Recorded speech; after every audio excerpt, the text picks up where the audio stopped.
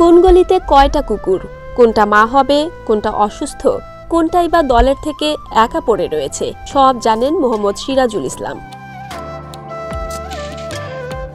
রাজধানীর শ্যামলীর অলিগলিতে থাকা বেয়ারিশ কুকুরগুলো ঘিরেই কাটে তার নিত্যদিনের বড় একটা সময়। হয়ে উঠেছেন কুকুরের বন্ধু। মানে ক্ষুধা লাগলে যেমন আমি থাকতেই পারি না, কিছু খাইতে হয়, ওদেরও তো সেম একই ব্যাপার, ফিলিংস তো একই। আমার ক্ষুধা লাগে, ওদেরও তো ক্ষুধা লাগে।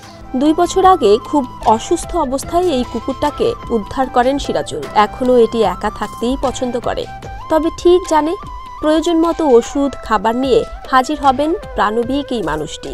এক সময় ও প্রেগন্যান্টও হয়, বাচ্চাও আছে ওর, বর্তমানেও এখন ওই অবস্থা এবং ও প্রেগন্যান্ট। আর প্রায় সম্পূর্ণ আমারই খাবারের উপরও ডিপেন্ডেন্ট, কারণ ও যেখানে খাবার খেতে যায় সেখানে অন্য কুকুররা ওরে তাড়িয়ে দেয়, মারে। একটি বেসরকারি কোম্পানিতে চাকরি করেন সিরাজুল।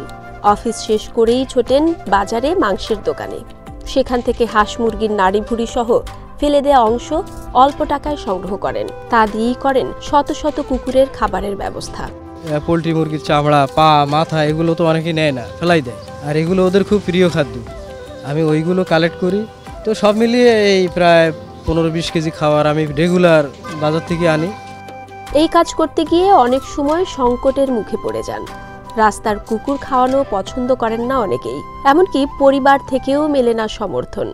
এই পারপাসে কেউ সাপোর্ট করে না। অনেক বিব্রতকর অবস্থায় পড়তে হয়েছে।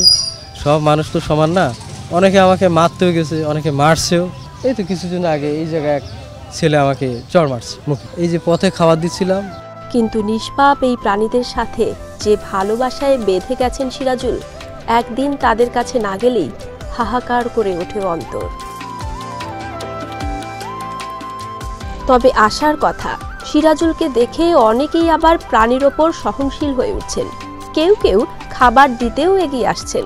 ছোট কুকুরটা মনে করেন হইছে, ভিতর থেকে অনেক প্রয়োজন পড়ছে, আইসে এসে ওই যে মেডিসিন মাইখে দিয়ে গেছে।